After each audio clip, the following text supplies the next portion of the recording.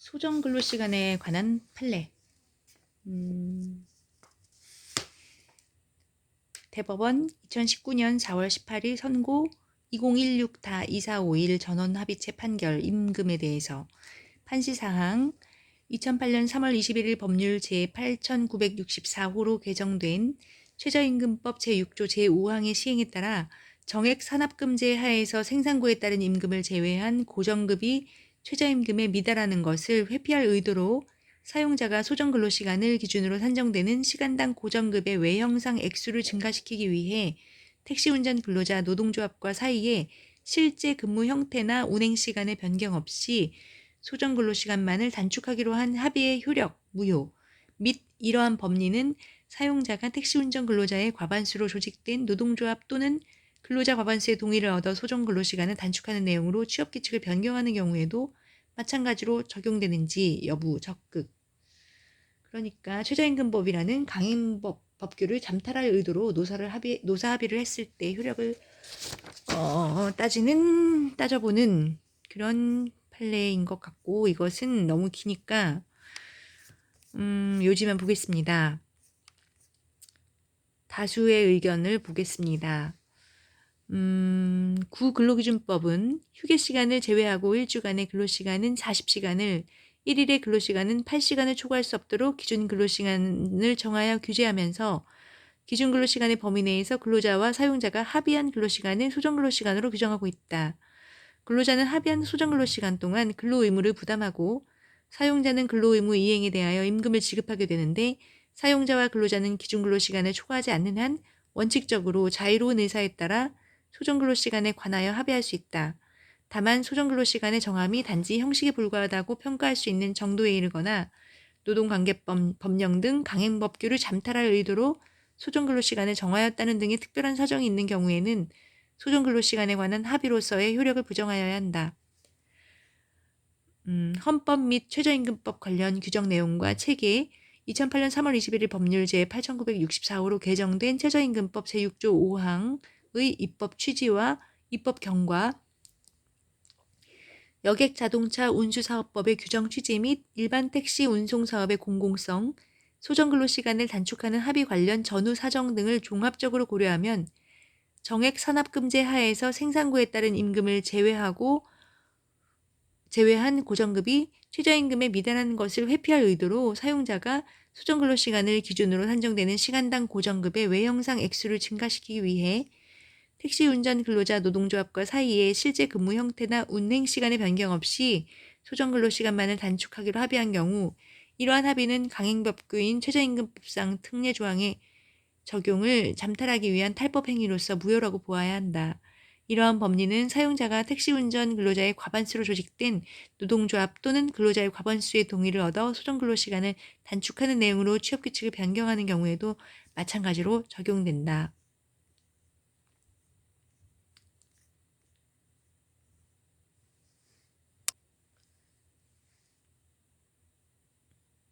이 근로자들은 회사에게 고용되어서 격일제로 근무를 하던 택시운전 근로자들이었는데, 원래는 운송수익금 중에서 일정액을 산업금 명목으로 회사에 납부하고 나머지 운송수익금, 그러니까 초과 운송수익금은 자신들이 가졌다. 회사로부터 일정한 고정급을 지급받는 방식으로 정액 산업금제 형태의 임금을 지급받고 있었다가 회사가 최저임금에 산입되는 임금의 범위에서 생산고에 따른 임금을 제외하는 내용의 최저임금법 특례 조항이 시행되자 최저임금법 제6조 제5항 실제 근무 형태나 운행 시간의 변경이 없는데도 불구하고 소정근로시간을 209시간에서 격일제 경우 월 115시간으로 단축하는 내용으로 취업규칙 조항을 적법한 동의를 받아서 변경했다. 근로자들은 이러한 취업규칙 조항이 최저임금법 특례 조항을 잠탈하기 위한 탈법행위라고 해당해서 무효라고 주장했고, 종전 취업규칙상 소정근로시간을 기준으로 산정한 최저임금액의 미달 차액을 임금으로 지급을 구하는 소를 제기했다. 원심은 근로자들의 주장을 받아들였고 회사가 불복해서 상고를 제기했다. 그런데 대법원에서 상고가 기각됨. 여기서 쟁점은 최저임금법 특례조항, 그러니까 생산고에 따른 임금을 최저임금에 산입되는 임금의 범위에서 제외하는 그 특례조항이 시행됨에 따라 고정금이 최저임금에 미달하는 것을 회피할 의도로 사용자가 시간당 고정급의 외형상 액수를 증가시키기 위해서 근로자 측의 동의를 얻어 소정 근로시간만 단축하는 내용으로 변경한 취업규칙 조항이 유효한지 여부가 쟁점이 될 것이고,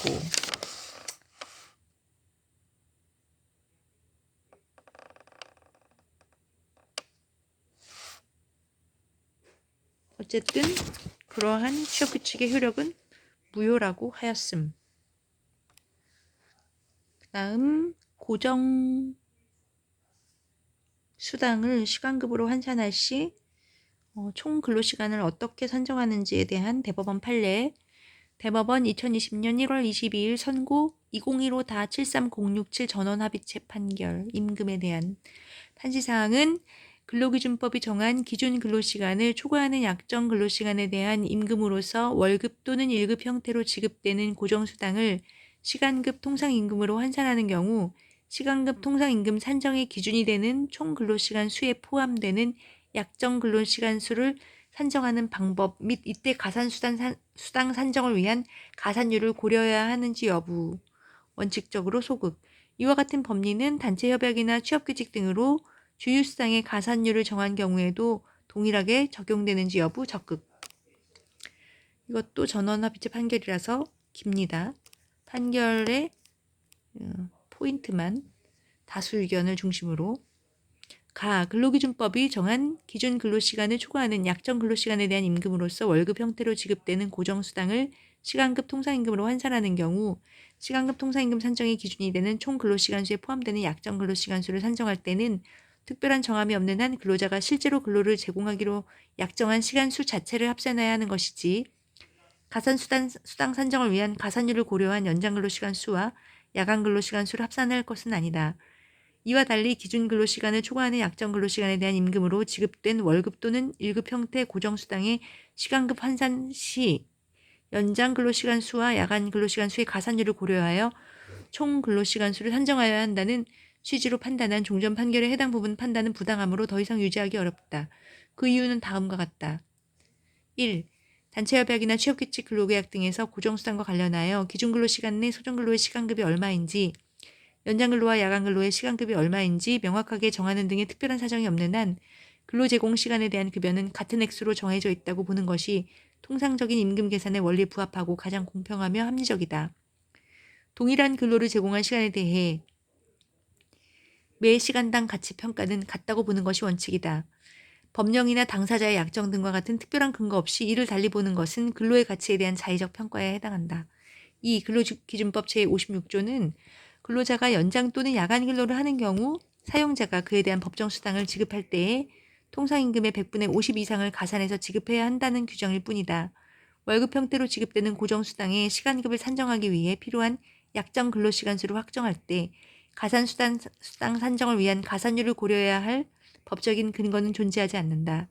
근로기준법은 연장, 야간, 휴일 근로시간 수에 관한 가산율을 별도로 규정하고 있지도 않다. 사용자가 월급 형태의 고정수당을 통상임금에 포함시키지 않은 채 법정수당을 산정하여 지급한 경우에는 그러한 고정수당의 시간급을 정할 이유가 없으므로 시간급 산정 방식에 관한 의사가 형성되어 있다고 보기 어렵다. 이러한 고정수당이 단체협약에 따라 지급된 것이라고 하더라도 사용자의 경우와 마찬가지로 노동조합에게도 고정수당의 시간급 산정 방식에 관한 의사가 존재한다고 보기 어렵다.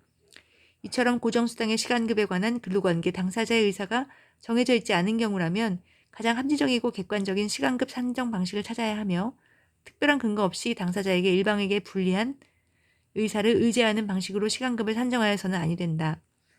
종전 판결에 따르면 근로기준법 규정 취지와 전혀 다르게 기준 근로시간을 초과하는 근로시간을 약정함으로써 시간급 통상임금이 실제의 가치보다 더 적게 산정되어 근로자 보호의 취지에 어긋나는 결과가 된다. 또한 종전 판결의 취지를 일관하여 적용하면 기준 근로시간을 초과하는 근로시간을 약정하지 않았지만 소정근로의 전부 또는 일부를 야간에 제공하기로 정한 경우에 부당한 결과를 초래한다. 위와 같은 법리는 기준근로시간을 초과하는 약정근로시간에 대한 임금으로서의 임금의 1급의 형태로 지급되는 고정수당에 대한 시간급 통상임금을 산정하는 경우에도 동일하게 적용된다. 단체협약이나 취업규칙 등으로 주휴수당의 가산율을 정한 경우 이는 주휴수당을 지급할 때에 기본 주휴수당의 일정한 비율을 가산하여 지급하기로 하는 취지에 불과하므로 위와 같은 법리는 이 경우에도 동일하게 적용된다. 따라서 총근로시간수에 포함되어야 하는 주휴일에 근무한 것으로 의제되는 시간수를 산정할 때 주휴수당에 정한 가산율을 고려할 것은 아니다. 끝.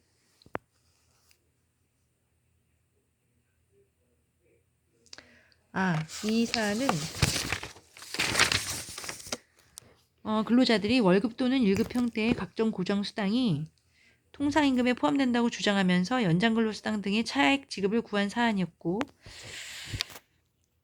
만두야 그러지 마.